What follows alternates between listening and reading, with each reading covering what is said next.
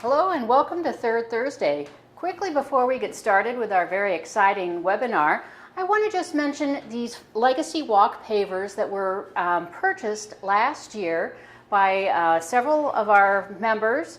And I just want to comment about how the foundation really appreciates all of the pavers and the support that we have gotten. These pavers will directly impact the research done right here in Illinois. We are going to be giving out $1,000 grants, and the application, which has been new and improved, is on our website at iptfgives.org. So again, thank you so much for these people who have created their own physical therapy legacies. Anyone who would like to donate either by purchasing a paver or just making a donation to the foundation can do so on the website, again, iptfgives.org. And this really does show your commitment to the physical therapy profession and also to the ongoing physical therapy research here in Illinois. And again, thank you so much for listening to this and for helping us to honor these people who have purchased pavers. And now we would like to turn it over to the Third Thursday. And here is our presenter, Denise, and Sharon Meyerhoff will be introducing her. Thank you so much for participating tonight. Tonight our speaker is Denise Schneider. Denise is here she has earned her Master's of Science degree in Physical Therapy from Midwestern University, and she has been working the outpatient orthopedic setting since then. Welcome, Denise, and we look forward to your presentation. And a quick reminder to everybody, you do need to complete your evaluations that you were emailed in your friendly reminder in order to receive your CE credit. Thank you. Enjoy the presentation. Thank you. Okay, so the topic, awareness of comorbid autoimmune disease and outpatient physical therapy. Just a little bit of background. The reason why I wanted to do this presentation is I work in the outpatient orthopedic clinic, and I have for 15 years. So my background is the ortho patients, the manual therapy, and whatnot. And I realized that I started to get more than a handful of patients who have autoimmune disease as a comorbidity. So I'm treating them for a different diagnosis, and they just so happen to have autoimmune disease, either diagnosed or they have signs and symptoms that are indicative of an autoimmune disease and maybe haven't been diagnosed or are in the process of getting worked up. And I started to see some patterns with some of these patients, and I just felt to better give an overall comprehensive treatment to these patients, I needed to learn more about autoimmune disease. So what I want you to get out of this is really just a taste of autoimmune disease. I'm not an expert and I'm still learning a lot, so this is just a basic understanding of autoimmune disease, its prevalence, signs and symptoms, and specific characteristics of the most common autoimmune diseases that you may see in outpatient orthopedics. Or really in any setting that you may work in, this information is valuable. And also I want you to gain an understanding of physical therapy treatment considerations if you do see patients that you're treating for something else, but they happen to have autoimmune disease as a comorbidity. So the immune system, we know, protects our body from foreign invaders and infection. When one has an autoimmune disease, basically the body produces antibodies and attacks itself. So the prevalence, and I was really surprised to hear this, but then it kind of made sense since I've been seeing a lot of patients that have the autoimmune disease as a comorbidity, but reading up on it, it's actually the third most common type of disease in the US after cancer and heart disease. So that's pretty major. It affects 5 to 8% of the population, and female, it affects more than males, 75% of females. And the etiology of autoimmune disease itself, unfortunately, the etiology is really unknown, but it's thought to be due to genetic factors, environmental factors, and hormonal factors. So when one has an autoimmune disease in itself, the treatment for autoimmune disease is multifactorial to address whatever may be contributing to it. So usually patients, depending on the extent of their disease, they're on medications, and a lot of times supplements are recommended as well. So hopefully and most likely these patients are under the care of a rheumatologist, although if you see them in any, the outpatient ortho or whatever other setting, they may be having signs and symptoms, but they just are not to the right physician yet. And again, because it can take 3 to 10 years to be diagnosed with an autoimmune disease. So sometimes they're in the process of getting worked up for symptoms that they're having and they don't know what they have. So that can be a big deal for the patient going through all these tests. They don't know what they have, and then here we are treating them for an ankle sprain, a knee replacement, or back pain or something, and they have all these other symptoms. But anyway, so autoimmune disease in itself, they're treated by medications and supplements. Physical therapy is huge for patients that have autoimmune disease, so the rheumatologist might just refer them to therapy to treat the musculoskeletal symptoms that they're having. And then lifestyle modification is big, depending on the extent of the disease. So, for example, people that have, and I'll talk about certain types of diseases, but Sjogren's is one of the autoimmune diseases that is very popular among women, and these women tend to do too much, so they crash and burn.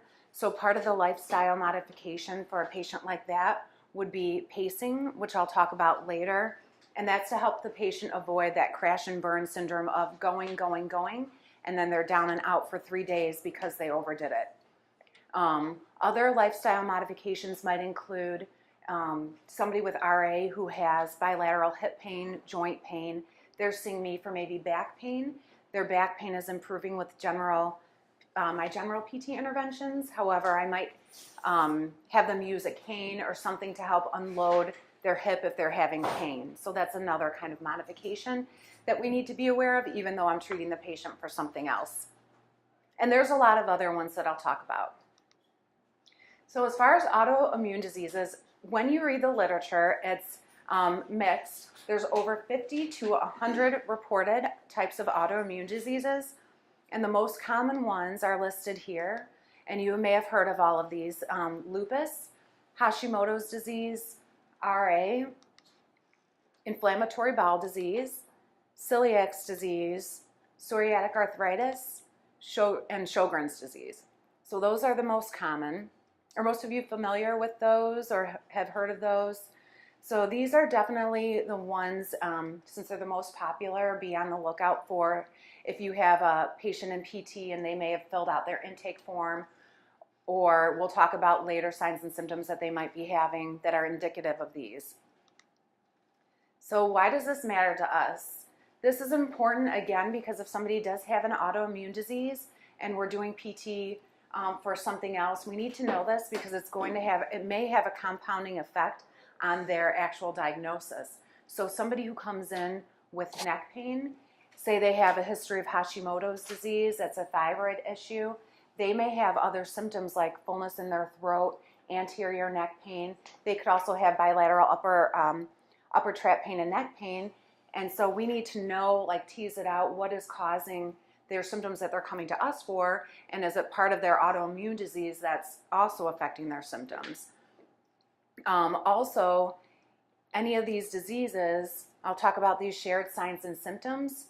These diseases can mimic musculoskeletal diagnoses.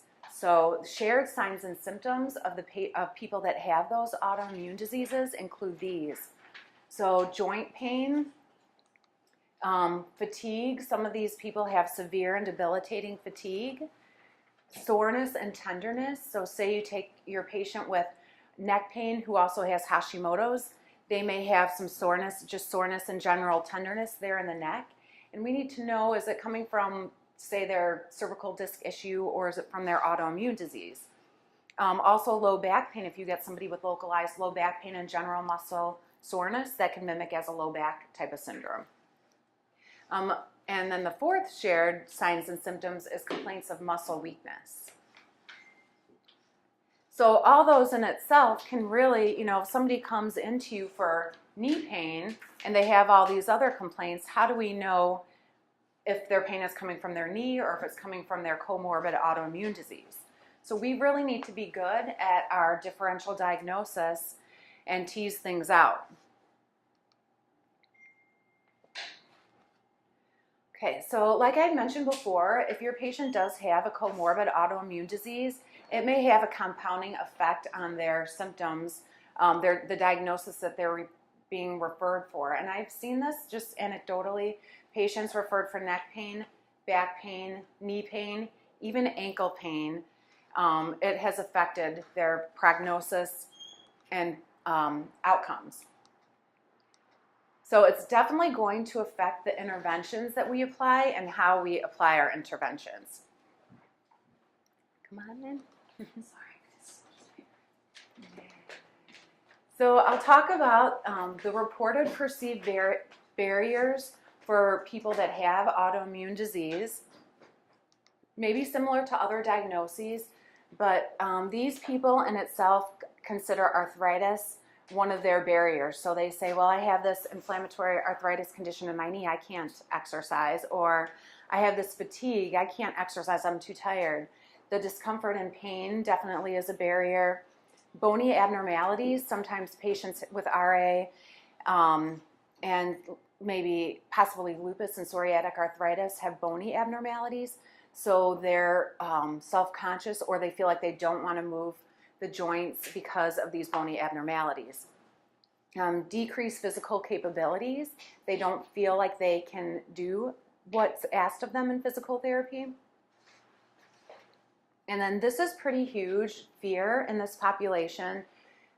Fear of injury, fear of activity itself, making things worse, fear of fatigue.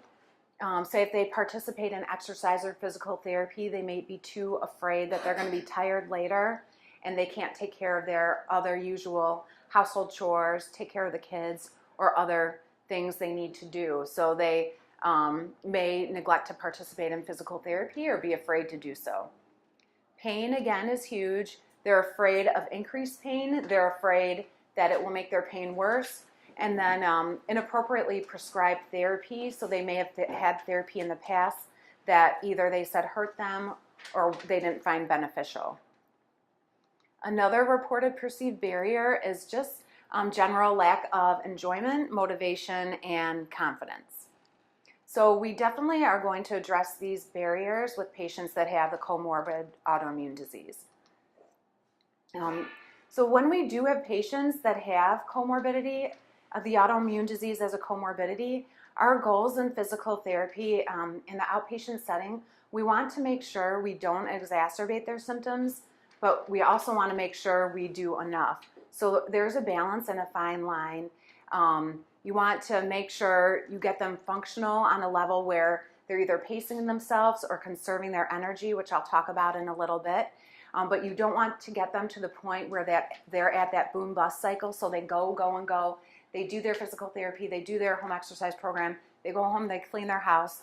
So we want to make sure they avoid the boom-bust cycle. And then also we want to provide a lot of education so that they know what to expect in therapy as far as what we're going to do and how we're not going to injure them, and they don't have to be afraid in therapy. So those are some goals. And then of course treat the diagnosis that they're being referred for. So I'm going to talk about some of these common autoimmune diseases and some characteristics that you may see and just be on the lookout for. So these are in addition to the joint pain, the muscle fatigue, complaints of muscle weakness, and the tenderness and soreness. So these are additional characteristics. So rheumatoid arthritis is the most common form of chronic joint inflammation, and this is the one we probably hear about the most. So patients with rheumatoid arthritis generally have symmetric polyarticular inflammation of the synovium, and it usually affects the small joints of the hands, wrists, and feet, but can also affect the knees and shoulders as well.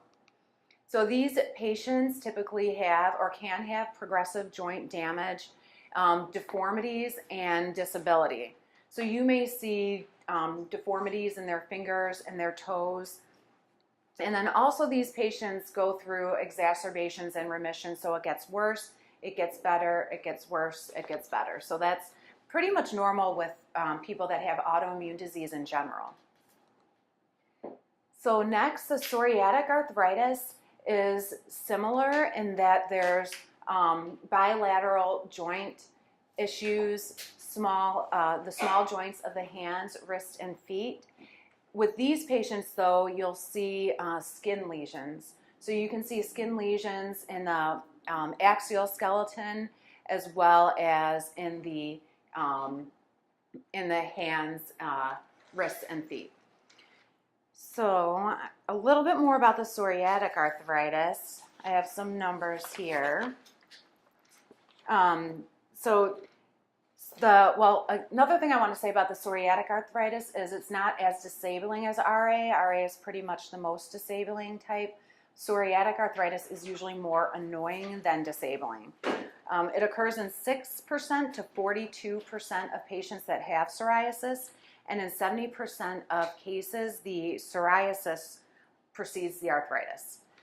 So I've actually had, this is an example, I had a patient in the clinic, a low back pain patient, who I thought would be pretty typical, easy to treat, get better quickly, and she wasn't making the progress that I thought she would. And then one day she was doing exercises and she raised her arms over her head, and I noticed she did have some skin lesions, which I didn't realize when I did her initial exam. So we started to talk more about it, and basically she had not been under the care of a doctor for it.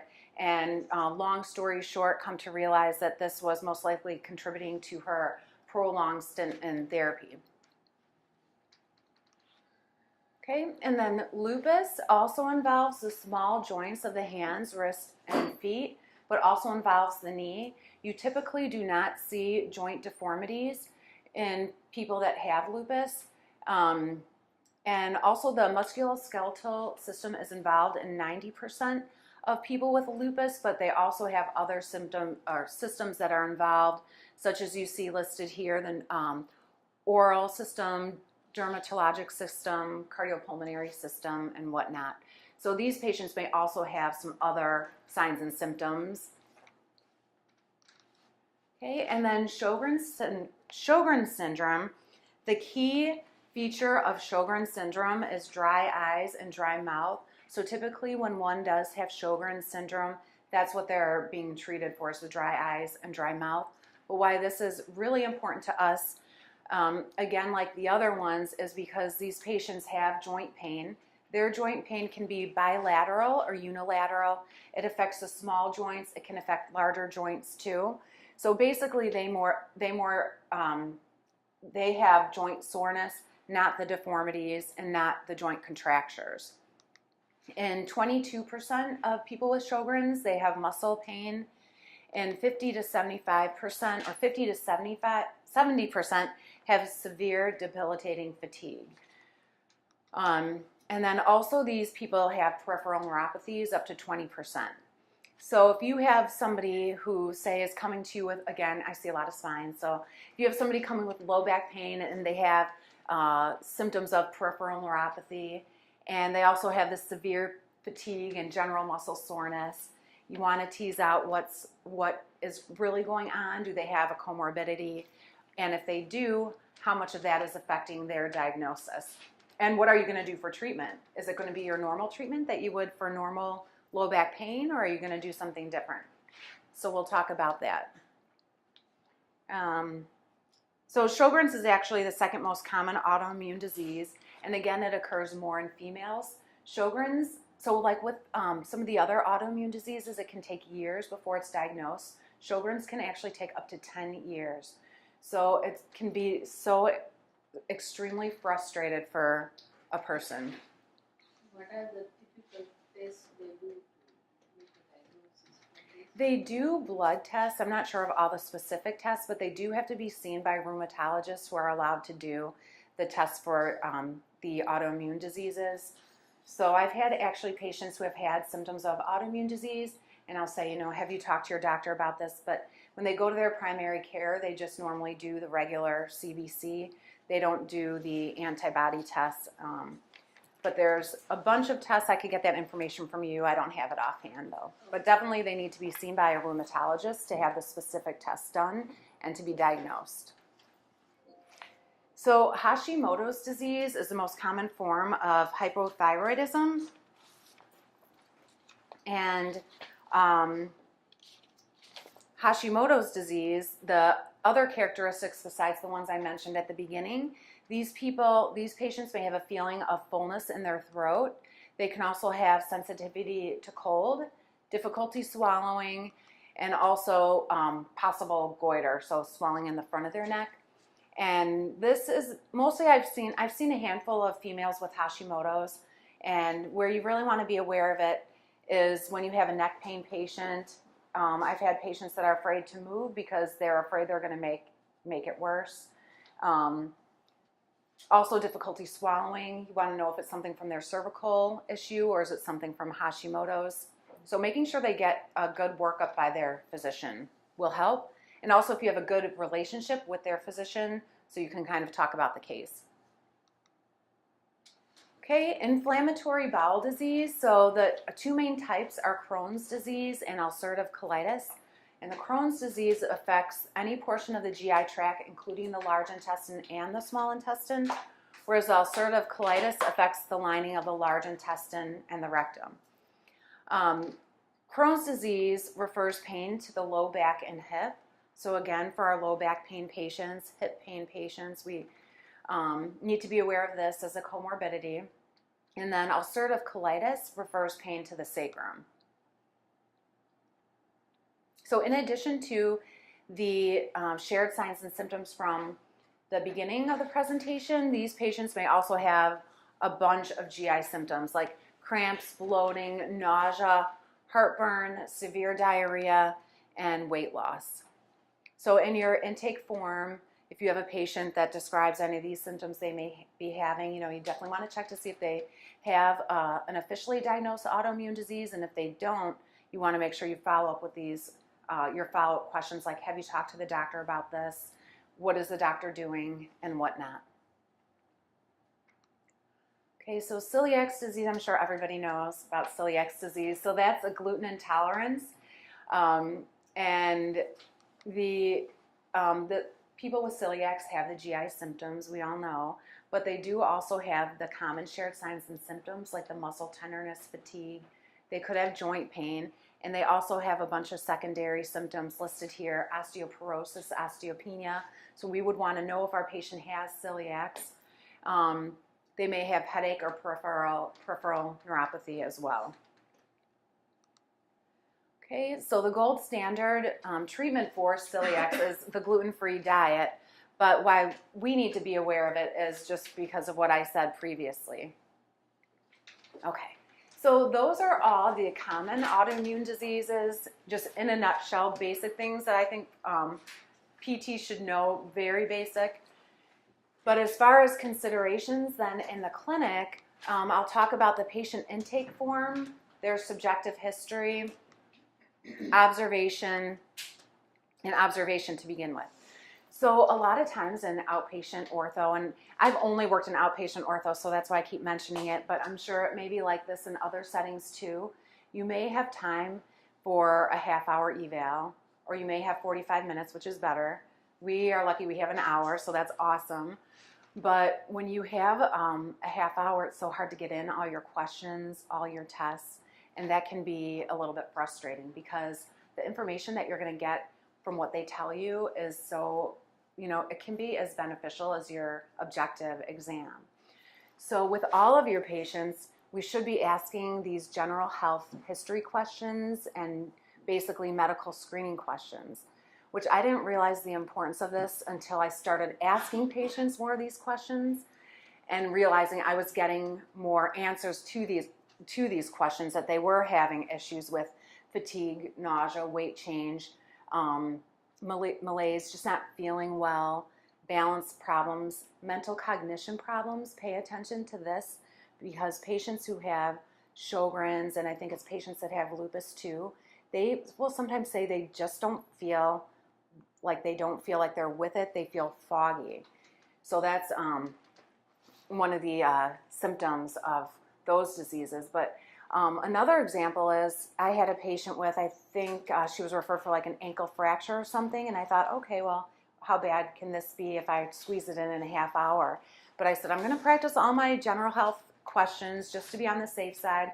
And it turns out she wasn't diagnosed with an autoimmune disease, but she had some of these other things of just not feeling well, feeling foggy, fatigue. So I had to incorporate what I'm going to talk about later, but the pacing and the graded exposure for her because she was afraid to move, afraid of her fatigue. So you just never know if you get something, on your schedule, you're like, oh, a knee replacement, that should be easy to do in like half hour. But you just never know. So always keep your eyes and ears open. Also on the intake form, be aware of their social history. So you want to clue into, are they getting out? Are they participating in community activities or things they like to do, family events? Patients that have some of these autoimmune diseases sometimes isolate themselves. If they have the joint deformities and contractures, they're embarrassed. They don't want to go out. So they tend to isolate themselves.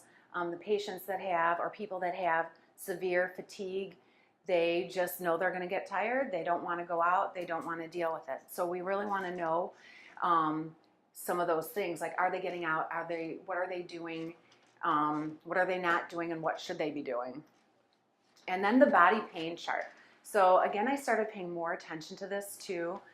Sometimes, so again, if I have like an ankle fracture, knee replacement, and not enough time, I don't always flip through the sheets. I do now, but anyways, the body pain chart, you get a patient with a diagnosis like that, but sometimes you'll see their body pain chart and they have all this other stuff filled out. So you want to make sure you address they may circle their neck and their back, and even though it's not what we're treating them for, make sure you ask them why did they circle that, what's going on. And it could be something as simple as, well, I had a herniated disc, but it's okay now, but I just didn't know if I was supposed to fill out anything. Or it could be something where a person's like, well, I just have soreness all over and I'm not sure what's going on. So you really want to pay attention to the body pain chart. Okay, and then outcome questionnaires. We all use the outcome questionnaires. And the ones that you may want to use are the Fear, Avoidance, Belief Questionnaire and the Tampa Scale of Kinesio Phobia. So these are for the patients that are fearful of movement, fearful of pain. They avoid physical activity. They think activity makes them worse. I wrote down, I'll just list off are you all familiar with these? Yeah, so the FABQ is regarding work and physical activity. So some of the questions was, my pain was caused by work, my pain was caused by physical activity, I can't work, my pain makes it worse. And then the Tampa scale discriminates between non-excessive fear and phobia, and it's geared towards general activity. And I like this one because it has questions like, I'm afraid I might injure myself if I exercise, or it has something along the lines of, exercise won't hurt me. It says, if I try to overcome it, my pain would increase, or my body's telling me there's something dangerously wrong. So we need to know if our patients are feeling like this because we're going to address this in our treatment. Do they fill out the same form at the end when you do the discharge eval, so you see the difference? Yes. So she asked if they would fill out the same questionnaire at discharge so they could see the difference, and that's a great question because not only do we do it at discharge, but we do it during their treatment too. So patients who have, it's just like a chronic pain patient that has ongoing pain and their therapy takes longer. They don't think they're making changes because they still have pain. So the outcome questionnaires are really good to use so they can see that they are making changes. Okay, and then the follow-up questions, so that's what I mentioned before. So if you have a patient you're seeing for something, say like back pain, and they have all these other symptoms, your follow-up questions are, did you talk to your doctor about this? If they didn't, and you think they need to, talk to them about that. If they did talk to their doctor, find out, well, what did your doctor say? What is your doctor going to do? Are you on medications or whatnot? So I've had patients in the clinic that have said, well, I talked to my doctor and they brushed it off. And then you might want to further question them or get them to realize maybe they need to go and see somebody if you think it's appropriate for a referral, or if you think it's appropriate to continue to treat, that's fine too. But those are example of follow-up questions, just really making sure you get to the bottom of things before you move on with your treatment. Okay, and then observation. We are always observing everybody as a PT, right? No matter where we are. So we have big windows in the front of our clinic, so we're always looking at people coming in, you know, when they're waiting in the waiting room, and we take them back, so we're observing how they move, what they look like, how they're holding themselves. So you also want to make sure you look for joint deformities, and you're going to look at this stuff when you take them back into a room or behind the curtain for their exam, but make sure you keep your eye out for the joint deformities, contractures, the skin lesions, redness, and swelling. So then, after we make sure we get all of our information from our patient intake, our questioning, our outcome questionnaires, our follow-up questions, then we do our objective exam for whatever body part or diagnosis they're coming in for. So when you, most likely you'll elect to use your standard interventions, which I listed here. So aerobic exercise, body mechanics, resistance training, just anything you would normally use for your patient. But when you are going to use exercise, which we do for most of our patients, this is where you really want to pay attention to how you incorporate the exercise. So you must integrate for patients that have autoimmune disease, unless they're, unless it's slight. You really have to take into consideration pacing, energy conservation, and graded exposure. So I'll talk about that in just a minute. And then also, we do this with our regular patients. We incorporate daily functional and leisure activities. We make sure these activities are purposeful. With patients that have autoimmune disease, since they may not be able to do their therapy, do their home exercise, clean their house, take care of their family, and function, we might not make them do their homework. Like, did you do your home exercise program today? Like I ask all my patients when they come back. It might be, we might just give them a leisure activity to do as a part of their home exercise. Or we might incorporate one of their daily activities, part of like cleaning their home, for their home exercise. So with these patients that have autoimmune disease as a comorbidity, we want to really make sure they're functioning as least restrictive as possible. So that's where it's really important to make sure that you utilize any of those as part of your home exercise.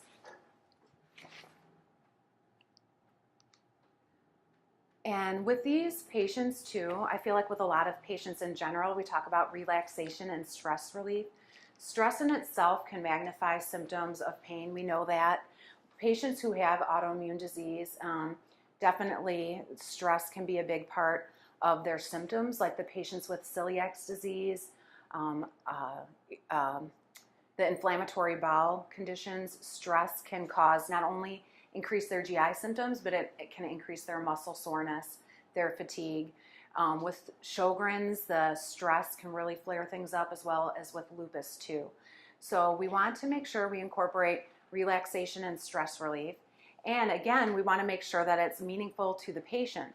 So if you get a patient, say, with this typical female patient with Sjogren's disease who just goes, and then just is down and out for like 3 days, do you think she's going to do a meditation class for an hour a day? No. So you want to make sure her relaxation and stress relief is something that's meaningful to her. And that could be as simple as just go outside, go out for a 5-minute walk, or go in your room. Your family's very supportive. They know that you need some downtime. Go in your room and listen to your iPhone or whatnot for 5 minutes and just breathe. And I'm telling you, the patients that are in this go, the boom bust cycle, all it takes is just 5 minutes of sometimes of relaxation and regrouping, and then that's their stress relief. So it doesn't have to be take like an hour yoga class or go to a weekend retreat. It's going to be what works for the patient. Okay, and then the patients with comorbid RA, lupus, psoriatic arthritis, these are the patients where you want to make sure they're addressing joint protection. which could be braces, assistive device. You want to make sure their swelling is being controlled. Sometimes they wear gloves to control swelling in their hands or small joints. Also, compression stockings. Unloading for pain, for joint pain. So even if they're not having trouble walking per se. So I have this 74-year-old great lady who is super stubborn, and she says she has no problems, but she walks like this, but she doesn't have any pain or issues, and it looks like she's walking and walking and walking, and she's so tired, and she's just not getting anywhere fast. So I said, well, why don't you use a cane and help unload your hips? And so she was resistant to it. So I said, well, use a walking stick instead. Instead, go to the Dick's Sporting Goods and get a walking stick. So she did. And it's amazing the difference it made with her being able to walk longer, be able to walk upright. So just little things like that. And then she was able to expend a lot less energy, because literally she was walking so fast, so like short of breath and tired. And so that really helped. Okay, so I'll talk a little bit about those techniques that we need to use for these patients when we apply our aerobic exercise and resistance training. You just make sure I didn't miss anything here. Okay, so pacing. Are you guys familiar with pacing? So it's a self-management strategy where the patient learns how to balance time spent on activity and time spent on rest for the purpose of achieving increased function so that they can participate in their meaningful activities. So over the course of time, they should be able to do more and accomplish more. And I don't always say it that way, because I don't want some of these people, all they want to do is accomplish, and then they go through that boom-bust cycle. But they can actually build up their energy, build up their function, build up their aerobic capacity by using pacing. So what you want to do with pacing is you're going to establish your goals with your patient. So you make sure they're going to tell you what they want to do, but you really have to make sure their goals are realistic.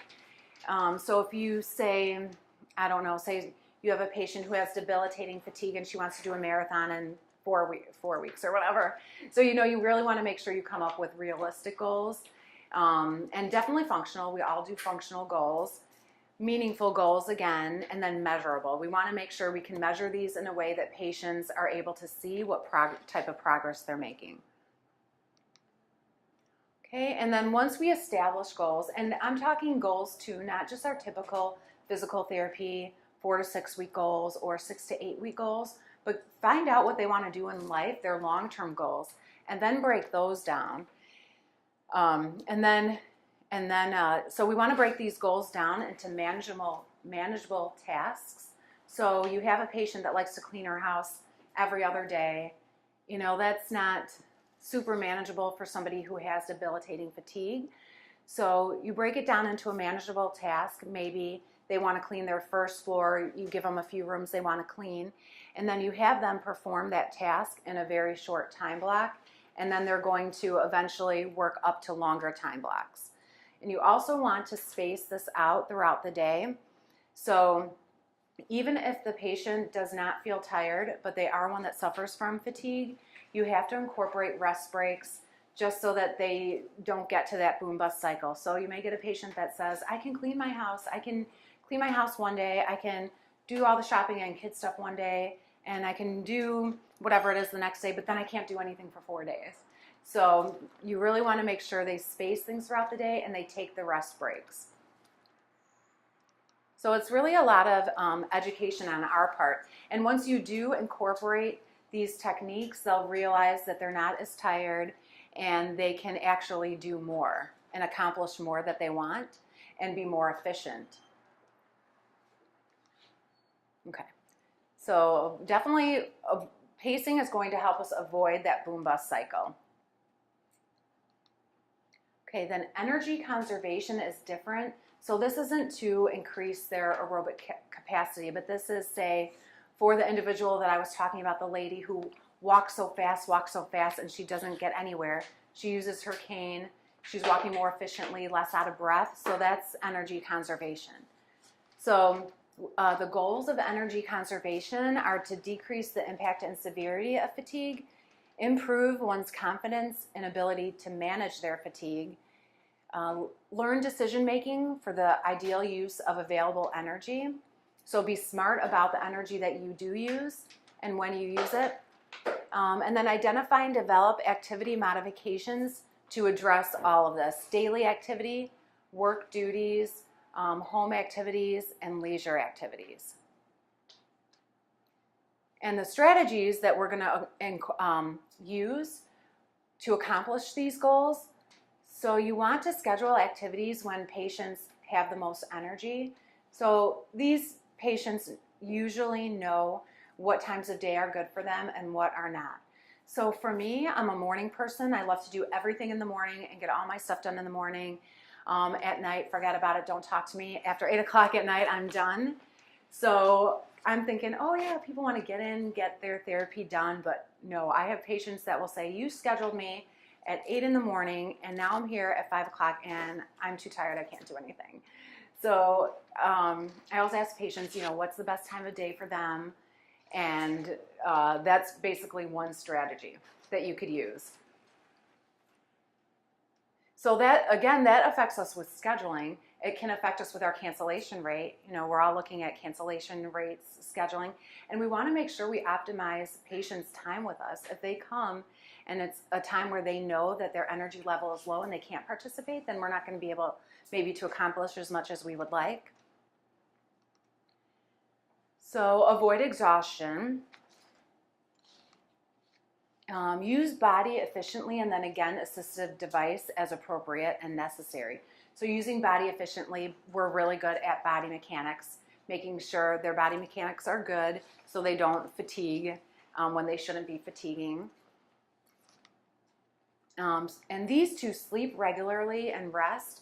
For some people, maybe a lot of people, these are really hard to accomplish. And a lot of this could be outside our scope of practice, but I ask all my patients, are they on a sleep cycle? Do they sleep regularly? Do they take naps? And if they do take a nap, how long is their nap? Do they nap for 2 hours? And what do we know about naps that are 2 hours during the day for certain people? Maybe not as good as, say, if you take a 15-minute power nap. So they get up from their 2-hour nap and they're still tired. So we can give them some counsel on this. But if we can refer to people who do sleep studies, if you really do have somebody that is not a good sleeper and it's really impacting their autoimmune disease or their diagnosis, you really want to get them to the right healthcare provider. You can look online too. There's a lot of information on sleep hygiene, which is really good. And then we know that if somebody doesn't get sleep and they're in pain or they're fatigued, they may be more irritable, and it'll affect their overall diagnosis and their quality of life and function. Okay, and then this is hard, delegating activities and recognizing personal limits. This is really hard. And again, I keep mentioning this lady that just cannot delegate anything. This is a lady that walks so fast. She'll use her walking stick. She won't delegate activities, so she's a work in progress basically. And she has come to recognize some personal limits and now will take more rest breaks and not do as much housework as she used to. So she's getting there, but definitely for some people that's a lot harder than others. So that is energy conservation. The graded exposure is used for patients who have fear.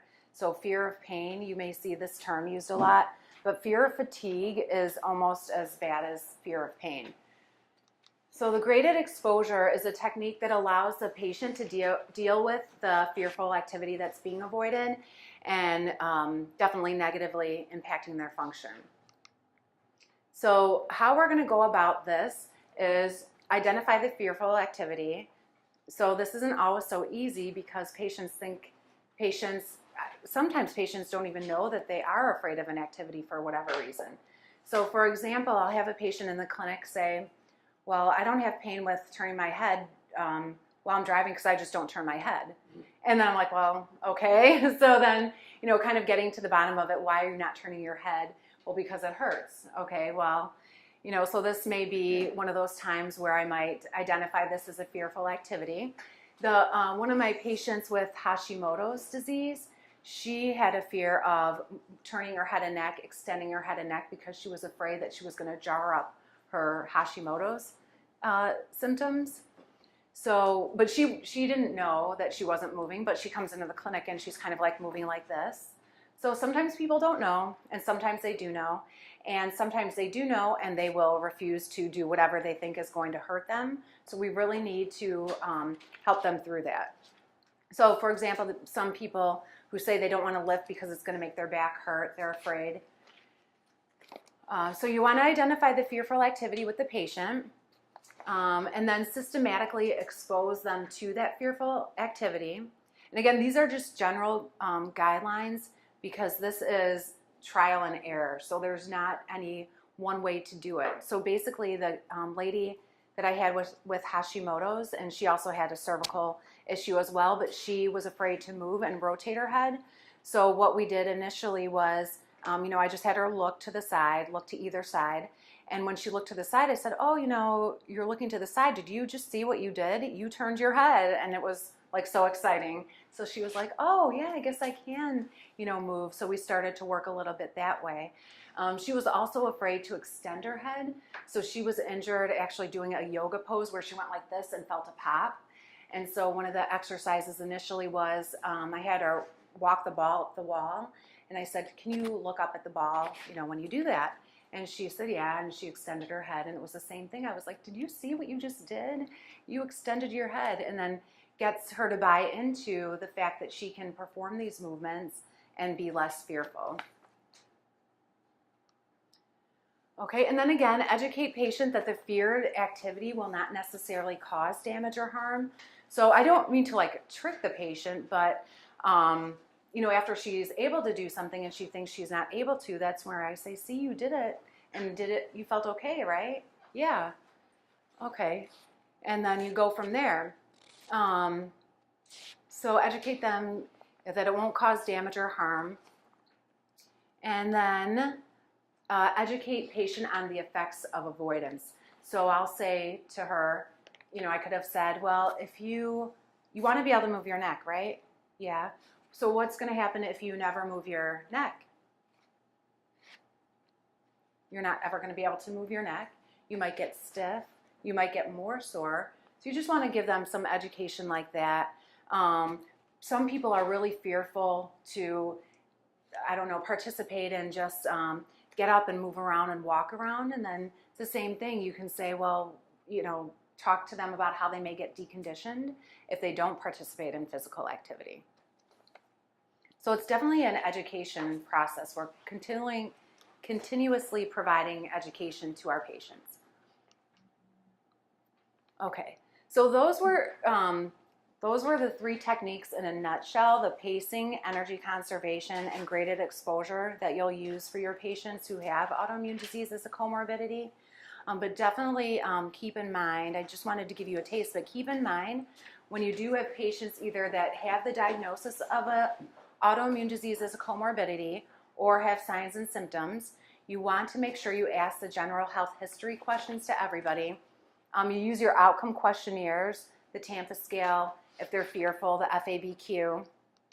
And then always look for clues. We're always looking and observing, not only to see how they move, but see if you find any skin lesions, joint contractures, and whatnot.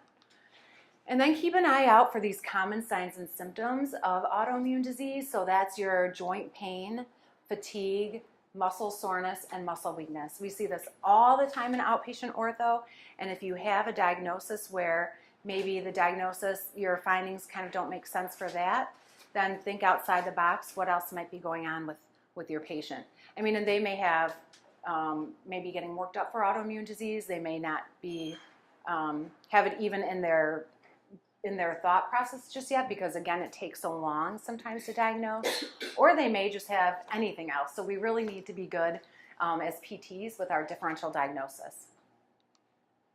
Okay, and then for the patients with comorbid autoimmune disease, when they participate in an exercise or resistance training program, you want to make sure you incorporate the pacing, energy conservation, and graded exposure as necessary. And the thing in the literature too, people that have autoimmune disease in itself, exercise is not contraindicated. So that's another educational point we can tell our patients. Resistance training is not contraindicated. Some patients with RA or people with joint contractures may, like I have a patient who I'm treating for rotator cuff. She didn't want to do anything where she had to grip or use weights or use the TheraBand because she has some joint contractures with her fingers and she thought it would make it worse. So that was more of an educational piece with her.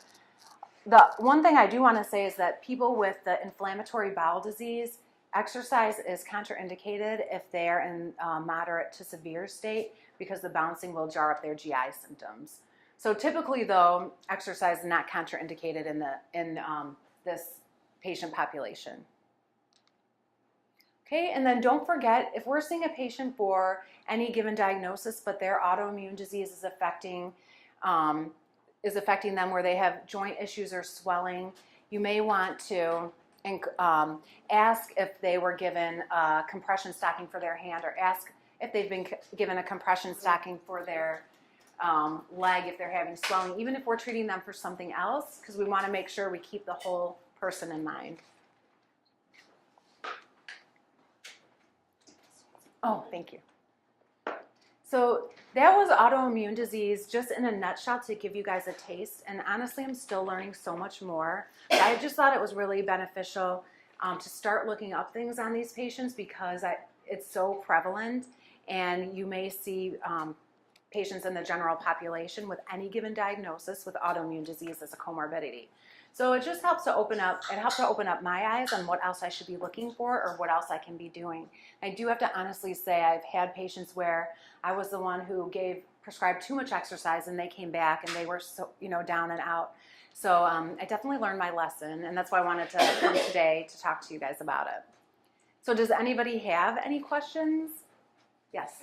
How do you let it relate to your prognosis setting or long-term goal set? Do you take it into consideration for length of time you're going to be working with them, or your frequency of working with them, or anything along those lines? I guess so. How do I take it into consideration Yeah. with prognosis? Because I know oftentimes the prognosis will be longer and the outcomes may be delayed, but I typically still go by. I'll give up to like a 6-week goal time frame, and then I'll tweak the goals after that if necessary. Do you communicate with the physician with whatever you observe here and what are you considering in the line of treatment for them, or this is your own thing? Do I communicate with the physician regarding like if I do find that they have something and if they're not diagnosed yet?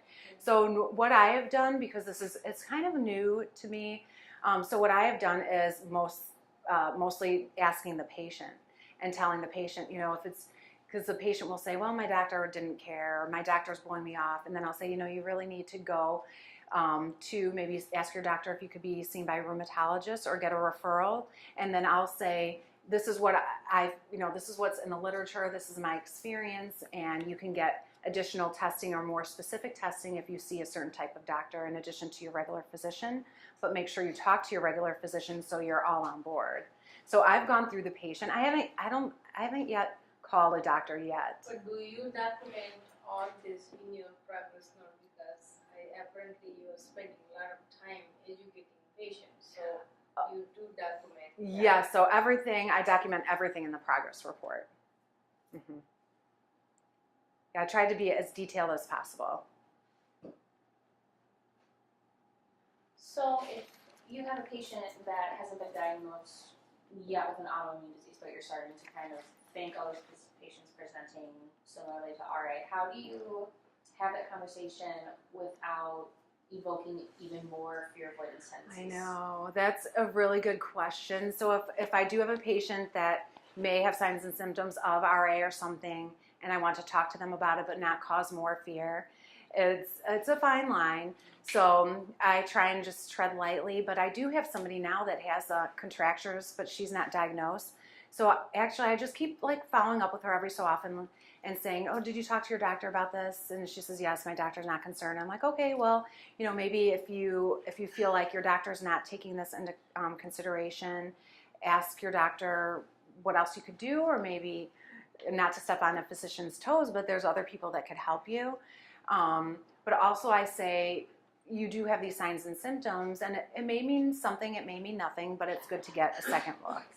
But I mean, sometimes it does evoke more fear and sometimes it doesn't. But I will also say that an autoimmune disease is not like a death sentence. There's a lot of things to do to manage it. And it's hard, it can be hard, but there are a lot of things, not just supplements, but diet, exercise.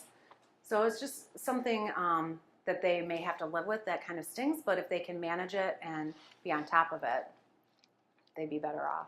But yeah, it does cause fear. It's hard. So I don't have like a great answer. Do you guys have any other questions? No? Okay. Well, thank you so much. Thank you. You're welcome.